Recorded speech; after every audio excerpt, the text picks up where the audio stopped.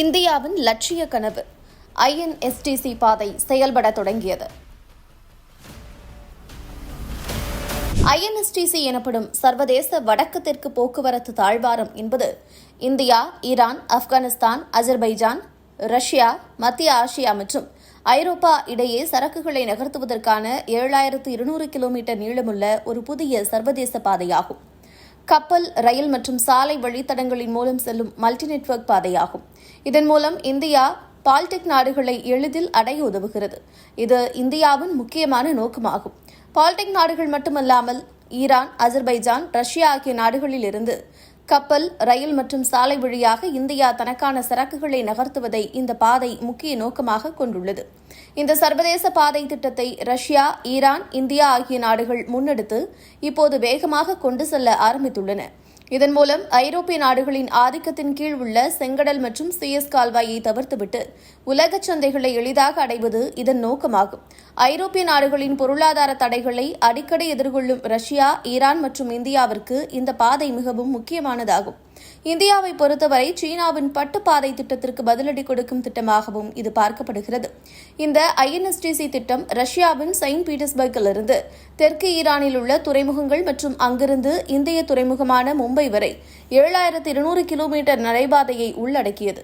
இது மத்திய தரைக்கடல் மற்றும் சுயஸ் கால்வாய் வழியாக ரஷ்யாவிற்கு செல்லும் தற்போதைய பாதையின் நீளத்தை கிட்டத்தட்ட பாதியாக குறைக்கிறது என்பது சிறப்பு அம்சமாகும். இந்த வழித்தடமானது ரஷ்யாவை ஈரானுடன் 3 வழிகள் வழியாக இணைக்கும். பிரதான பாதை, மேற்கு காஸ்பியன் பாதை மற்றும் ரயில் மற்றும் சாலை வழியாக அஜர்பைஜான் அடைந்து அங்கிருந்து ரஷ்யாவை அடைகிறது.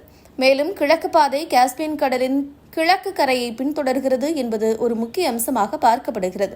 இந்நிலையில் இந்த திட்டத்தின் ஒரு பகுதியான மேற்கு பாதை அமைப்பதில் இப்போது ஒரு கணிசமான முன்னேற்றம் ஏற்பட்டுள்ளது. சென்ற மார்ச் 12ஆம் தேதியன்று அஜர்பைஜான் போக்குவரத்து அமைச்சகம் அந்நாட்டு செய்தியாளர் ஒருவரிடம் கூறுகையில், ரயில், சரக்கு இந்த புதிய பாதையில் கடந்த ஆண்டு சுமார் 30% வளர்ச்சியடைந்துள்ளது. அதே நேரத்தில் சாலை சரக்கு போக்குவரத்து 35% உயர்ந்து 1.3 மில்லியன் டன்னாக உள்ளது என்று கூறியதாக நிக்கே என்கிற ஊடகம் தெரிவித்துள்ளது. அஜர்பைஜான் மொத்த சரக்கு போக்குவரத்து இந்த சாலை வழியாக ஆண்டுக்கு 30 மில்லியன் டன்களை எட்டும் என்றும் அந்நாடு எதிர்பார்க்கிறது. இதற்காக ஈரான் எல்லையில் ஓடும் அரஸ் ஆற்றின் குறுக்கே ரயில் மற்றும் சாலை ஒன்று அமைக்க திட்டமிட்டுள்ளதாக அந்த ஊடகம் தெரிவித்துள்ளது. அஜர்பைஜான் தலைநகர் பாகுவை ரஷ்ய எல்லையுடன் இணைக்கும் 4 வழி சுங்கச்சாலையில் கடந்த ஆண்டு அக்டோபர் மாதம் சுங்கச்சோதனை சாவடி ஒன்று திறக்கப்பட்டது. இதனைத் தொடர்ந்து அங்கு INSTC மேற்கு வழிச்சாலையும் திறக்கப்பட்டது. ரஷ்யா மீது மேற்கத்திய நாடுகள் பொருளாதார தடைகளை விதித்ததை அடுத்து இந்த சாலை பணிகள் சூடுபிடிக்க தொடங்கின. ரஷ்யா, ஈரான் மற்றும் இந்தியா ஆகிய 3 நாடுகள் முதலில் சென்ற 2000 ஆண்டிலேயே இந்த திட்டத்தை ஒப்புக்கொண்டன. அப்போதைய இந்திய பிரதமர் வாஜ்பாய் அவர்கள் இந்த திட்டத்திற்கு பெருமளவில் ஒத்துழைப்பு அளித்தார். அப்போது இந்தியா அணுகுண்டு சோதனை நடத்தியதை அடுத்து மேற்கத்திய நாடுகள் இந்தியா மீது பொருளாதார தடைகளை விதித்தன. அதிலிருந்து மீள வாஜ்பாய் அவர்கள் இந்த திட்டத்தை கனவு கண்டார். அதற்கான முன் முயற்சிகளையும் ஈரான் மற்றும் ரஷ்யாவுடன் இணைந்து எடுத்தார். ஆனாலும் இடையில் பாஜக தலைமையிலான ஆட்சி முடிவுற்றவுடன் இந்த திட்டம் இடையில் வந்த காங்கிரஸ் தலைமையிலான அரசால் கிடப்பில் போடப்பட்டது. அதன்பின் 2014ஆம் ஆண்டு நரேந்திர மோடி தலைமையில் மீண்டும் பாஜக ஆட்சிக்கு வந்ததும் மீண்டும் ரஷ்யா, ஈரான் ஆகிய நாடுகள் இந்தியாவுடன் இந்த திட்டத்தை செயல்படுத்த ஒப்புக்கொண்டு செயல்பாட்டில் இறங்கின. இது திட்டத்தை முன்னெடுப்பதற்கு ஒரு ஊக்கியாக அமைந்தது. ரஷ்யா மீதான மேற்கத்திய தடைகள் காரணமாக ரஷ்யா இப்போது மத்திய தரைக்கடல் வர்த்தக பாதையை பயன்படுத்தாமல் அஜர்பைஜான் வழியாக தனது சரக்கு போக்குவரத்து வழியை தொடங்கியுள்ளது. ரஷ்யா தனது தயாரிப்புகளை ஏற்றுமதி செய்ய ஆசிய மற்றும் மத்திய கிழக்கு நாடுகளின் சந்தையை விரிவுபடுத்த விரும்புகிறது. அதே சமயம் ஈரானும் மேற்கத்திய பொருளாதார தடைகளின் கீழ் தத்தளித்துக் கொண்டிருந்ததால் புதிதாக சிந்திக்கப்பட்ட வடக்கு தெற்கு இணைப்பில் தனது ஆர்வத்தை வெளிப்படுத்தி வருகிறது. இதனால் இப்போது இந்தியா கனவு கண்ட இந்த திட்டம் இப்போது அஜர்பைஜான் வழியில் செயல்பட ஆரம்பித்துள்ளது நமக்கெல்லாம் மகிழ்ச்சி தரும் செய்தியாகும் என்று இந்திய வல்லுநர்கள் தெரிவித்துள்ளனர். இந்நிலையில் இப்போது இஸ்ரேல் ஹமாஸ் மோதல் காரணமாக செங்கடலில் இப்போது பன்னாட்டு கப்பல்கள் செல்வதில் சவால்கள் எழுந்துள்ளன. இது சுயஸ் கால்வாய் வழியாக செல்லும் அனைத்து நாட்டு கப்பல்களுக்கும் பாதுகாப்பின்மையை ஏற்படுத்தியுள்ளது. இதனால் இந்தியா, அமெரிக்கா உட்பட பல நாடுகள் தங்கள் கடற்படை கப்பல்களை அந்த பகுதிக்கு நகர்த்த வேண்டியிருந்தது.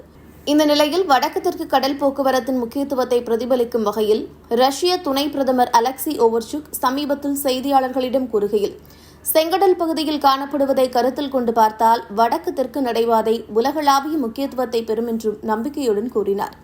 இந்திய வெளியுறவுத்துறை அமைச்சர் எஸ். ஜெய்சங்கர் இதுபற்றி கூறுகையில், தனக்கு மட்டுமல்லாமல் உலக பொருளாதாரத்தின் நலன்களுக்காக இந்தியா கனவு கண்ட இந்த INSTC நடைபாதை முன்னேறுகிறது என்று சுட்டிக்காட்டினார். இந்நிலையில் இந்த திட்டம் ஏற்கனவே அதன் தாக்கத்தை காட்டத் தொடங்கிவிட்டது. ஈரான் தன் மீது விதிக்கப்பட்ட தடைகளால் இப்போது தடையின்றி ரஷ்யாவிற்கு இந்த சாலை வழியாகத்தான் தனது ட்ரோன்களை வழங்கியது. அது மட்டுமல்லாமல் இப்போது ரஷ்யா ஆயுதங்கள் உட்பட முக்கிய பொருட்களை மேற்கத்திய தலையீடுகள் இல்லாமல் ஈரானிலிருந்து தடையின்றி கொண்டு இங்கு செல்வதாகவும் அவர்கள் கூறுகின்றனர். மேலும் இந்தியா தனது சரக்குகளை ஈரானின் சபகர் துறைமுகம் வரை கடல் வழியாக அனுப்பி அங்கிருந்து சாலை மூலமாகவும் ரயில்கள் மூலமாகவும் ரஷ்யாவிற்கும் ஆப்கானிஸ்தான் உட்பட பிற நாடுகளுக்கும் ஆய்வு அடிப்படையில் சரக்குகளை அனுப்பி வைத்து வெள்ளோட்டம் பார்த்து வருகிறது. மேலும் அஜர்பைஜான் மற்றும் ஆர்மீனியா ஆகிய நாடுகள் இப்போது இந்த சாலை மூலம் ரஷ்யாவுடன் முன்பை விடவும் மிக நெருக்கமாக மாறியுள்ளன. மேற்கண்ட இரு நாடுகள் மூலம் மேற்கத்திய தொடர்புகளுக்கும் வாய்ப்புள்ளதால் இப்போது இந்த புதிய வழித்தடச்சாலை மேற்கத்திய ஆதரவை பெற தொடங்கியுள்ளதாகவும் கூறுகின்றனர். மேலும் இதன் தாக்கத்தை ராணுவ அடிப்படையில் மட்டும் கருதக்கூடாது என்றும், இதன் வணிக முக்கியத்துவம் மிக அதிகமாகி வருவதாகவும், இதன் மூலம் மில்லியன் கணக்கான மக்களுக்கு வாழ்வளிக்கும் என்றும் கூறுகின்றனர். இதுபற்றி ஆர்மீனியாவின் பிரதம மந்திரி நிக்கோல் பாஷினியன் கடந்த ஆண்டு அக்டோபரில் கூறுகையில், இந்த பாதையால் அஜர்பைஜான் மற்றும் துருக்கியுடனான தனது எல்லைகள் மீண்டும் திறக்கப்படலாம் என்று நம்புவதாக கூறினார். மேலும் தெற்கு காக்கஸில் உள்ள பிளவுபட்ட புவிசார் அரசியல் சூழ்நிலையை சமநிலைப்படுத்த இந்தியா தனது செல்வாக்கின் மூலம் முயற்சிக்க வேண்டும் என்றும் கேட்டுக் கொண்டது குறிப்பிடத்தக்கது.